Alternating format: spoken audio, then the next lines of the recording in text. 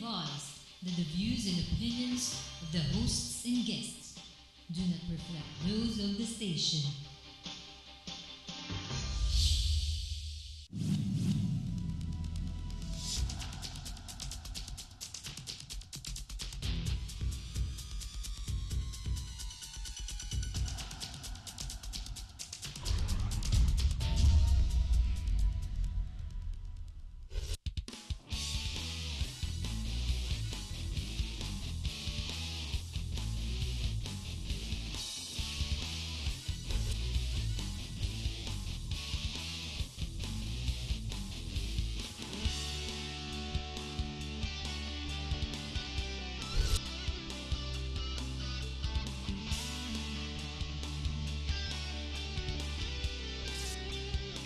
You are what you watch.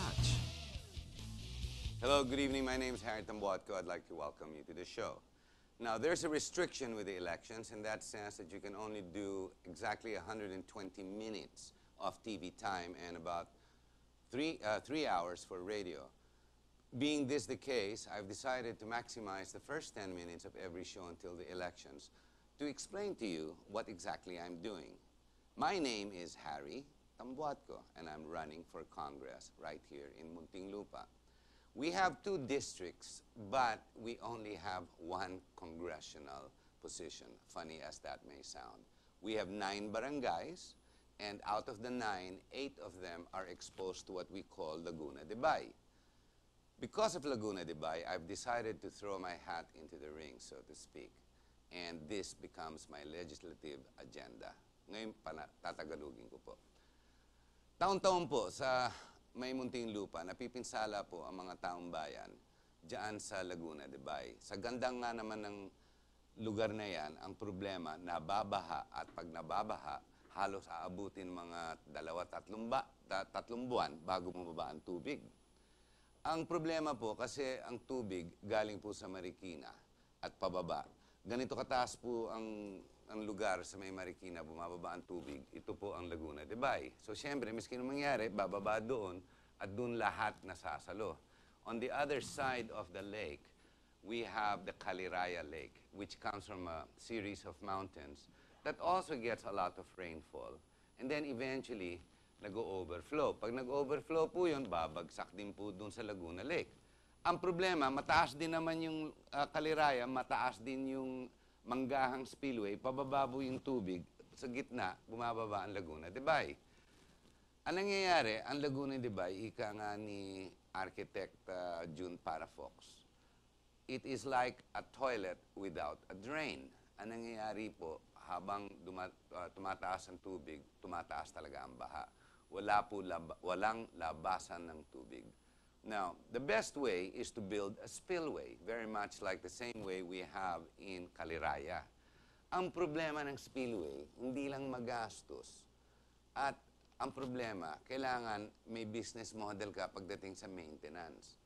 This becomes my legislative agenda for Muntinlupa. Ladies and gentlemen, when you do decide to vote which congressman you wish to choose from, I'm sure they're all good, competent congressmen. But what I offer you is slightly different. It's called a vision. A vision for the future, because without a vision, what is there to legislate? Now, there are many things everybody wants to say, as you've been hearing, especially with the Senate race. Everyone's saying they want to give you more health, better health services. They want to give you better security. They want to give you improved education services. Ladies and gentlemen, this is work from the administration. While this may all be well and good, these are all traditional promises that just keeps going round and round. If we were to take a measure of today, kung ngayon gawin natin batayan, ano nangyari since the birth of the Republic, I have to say that most politicians, if not all, have failed. If this way you look at it with the poverty that is all around us. What I like to offer you is simple.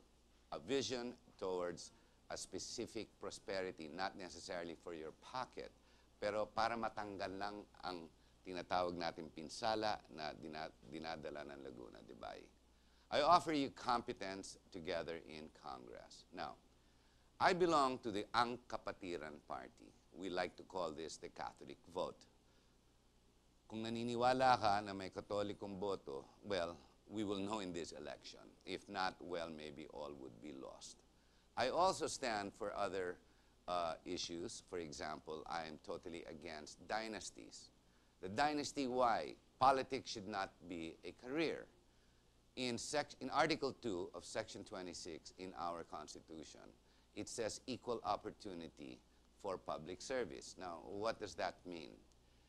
Simply put, it's not supposed to be a family affair. Brother, sister, mother, father, etc.